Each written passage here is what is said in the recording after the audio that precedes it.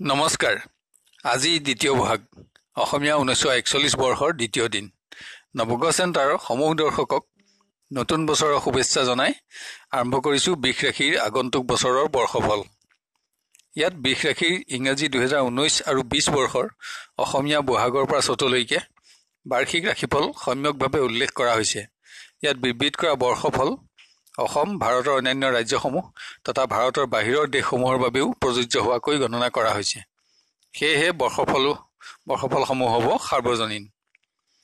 প্ৰথমতে বৰ্ষচক্ৰ, তাৰ পাছত চমুকৈ বহাগৰ পৰা চ'তলৈকে মাহেকীয়া গণনা আৰু তাৰ পাছত বিস্তৃতভাৱেও গণনা দিয়া হৈছে। বৃষ ৰাশিৰ 3, 4 আৰু 5 সংখ্যক কৃতিকা, ৰোহিণী আৰু মৃগশিৰা নক্ষত্ৰৰ হচৈ, হচৌ, এ, ও আৰু ব আদি 10টা আখৰৰ বাবে গণনা দিয়া হৈছে। এই বছৰ বৃষ ৰাশিৰ এই 3, 4 আৰু 5 সংখ্যা নক্ষত্ৰৰ বৰ্ষচক্ৰ অশুভ ৰসাতলে গৈছে। ফল স্বাস্থ্যহানি, কৰ্মহানি আদি দুৰ্ভাগ্য, ধন সম্পদ হানি, অপব্যয়, শাৰীৰিক মানসিক মৃত্যুতুল্য কষ্ট, অপমান, ৰোগ বৃদ্ধি আদি নানা অশুভ ফল লাভৰ যোগ আছে। বৃষ ৰাশিৰ আয় ব্যয় 2 আৰু 2 স্থিতিহীন। প্ৰতিকাৰত ঘিউ, চাউল ভৰ্তি মাটিৰ কলহ, স্বৰ্ণ আৰু পূৰ্ণপাত্ৰ ভোজ্য দক্ষিণাসহ ভক্তিভাৱে দৈৱজ্ঞ ব্ৰাহ্মণক দান দিলে অশুভ বৰ্ষদোষৰ ফল নাশ হয়। বৰ্ষফল কোৱাৰ আগতে মাহ অনুসৰি শুভাশুভ ফলসমূহ সম্যকভাৱে কোৱা হৈছে। বহাগ আৰু জেঠ মাহত অৰ্থ সম্পদ লাভ, বাঞ্ছা পূৰণ আৰু সুখ বৃদ্ধি।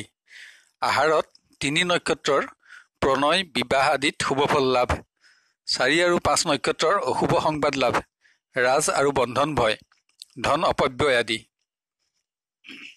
শাওণ, ভাদ, আহিনত ধন সঞ্চয়, নতুন আঁচনি গ্ৰহণ আৰু উপাৰ্জন বৃদ্ধি, ঋণ লাভ, ৰাজ সাহায্য লাভ আদি শুভ দিন। সন্মান বৃদ্ধি আৰু ভোগ। কাতি মাহত 3 নক্ষত্ৰৰ ৰোগ, নানা পীড়াত ধন ক্ষয়, অশান্তি। 4 আৰু 5 নক্ষত্ৰৰ মান বৃদ্ধি, কৃতকাৰ্যতা লাভ, বাঞ্ছা পূৰণ আদি। আঘোণত ধন সম্পদ লাভ, ৰাজপূজা। পুহ আৰু মাঘত 3 নক্ষত্ৰৰ মান বৃদ্ধি, স্থান লাভ আৰু 4 আৰু 5 নক্ষত্ৰৰ অপমান, কাৰ্যহানি, কৰ্ম পৰিৱৰ্তন, বিবাদ আদি। ফাগুন মাহত সম্পদ লাভ, বিভিন্ন ক্ষেত্ৰত কমোন্নতি, প্ৰমোচন, সন্মান বৃদ্ধি আদি আৰু চ'ত মাহত বিবাদ, মোকৰ্দমা, আত্মীয় তথা বিভিন্ন লোকৰ পৰা অশান্তি, পীড়া বৃদ্ধি, স্বাস্থ্য তথা নানা কাৰণত ধন ক্ষয় আদি শুভাশুভ মিশ্ৰফল লাভৰ বছৰ। এতিয়া 2019 আৰু 20 চনটো সামগ্ৰিকভাৱে আপোনাৰ কেনে হ'ব? বৃষ ৰাশিৰ জাতক জাতিকাৰ সাধাৰণতে পৰিশ্ৰমী, সুস্থিৰ, স্বাৱলম্বী, জ্ঞানী, সহনশীল, উৎসাহী, জেদী, বুদ্ধিমান আৰু ইন্দ্ৰিয় অনুৰক্ত হয়। এই ৰাশিৰ জাতক জাতিকাই নৃত্য, গীত, বাদ্য, বিজ্ঞানী, ঔষধ সম্পৰ্কীয় কৰ্ম, নাট্য জগত তথা বেংক, জীৱন বীমা, কেৰাণী আৰু শিক্ষক হিচাপেও সুনাম অৰ্জন কৰিবলৈ সক্ষম হয়। এই ৰাশিৰ ব্যক্তিৰ সাধাৰণতে বিষ বেদনা, কফ, যৌন সংক্ৰান্ত ৰোগ, পাইলছ আদিত কষ্ট পোৱাৰ সম্ভাৱনা থাকে। বৈবাহিক জীৱনত আত্মীয়ৰ মনোবাঞ্ছিত সামাজিক বিবাহত অধিক শুভফল লাভৰ সম্ভাৱনা অধিক থাকে। এই বছৰটো অসমীয়া 1941 শকৰ বছৰটোত আপোনাৰ স্বাস্থ্যভাৱত অধিক পৰিশ্ৰমৰ বাবে স্বাস্থ্যহানিৰ আশংকা অধিক।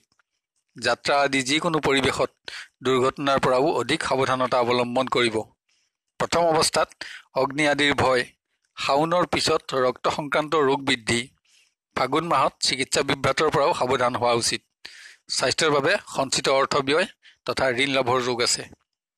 বিদ্যাৰ্থীৰ বিভিন্ন ক্ষেত্ৰত কৃতকাৰ্যতা আৰু বাঞ্ছা সিদ্ধিৰ যোগ আছে।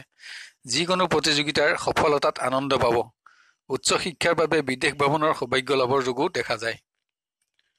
কৰ্মস্থানত বিশেষ শুভফল নাপাব।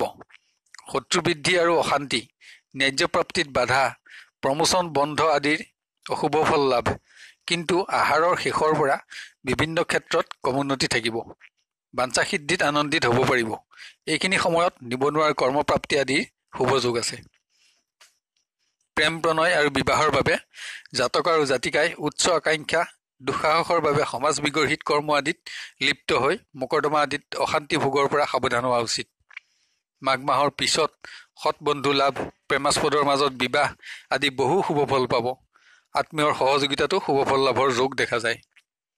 পাৰিবাৰিক ক্ষেত্ৰত অকস্মাৎ পোহনীয়া জীৱ জন্তু নাশ, চোৰ দস্যুৰ ভয়, যান বাহন আদিৰ দুৰ্ঘটনাত ক্ষতিৰ বাবে অধিক অৰ্থক্ষয়, অবাবত গৃহ অশান্তি বৃদ্ধি, সামাজিক ক্ষেত্ৰত শুভাকাংক্ষীৰ লগত মনোমালিন্য, শত্ৰু বৃদ্ধি আদিৰ যোগ দেখা যায়।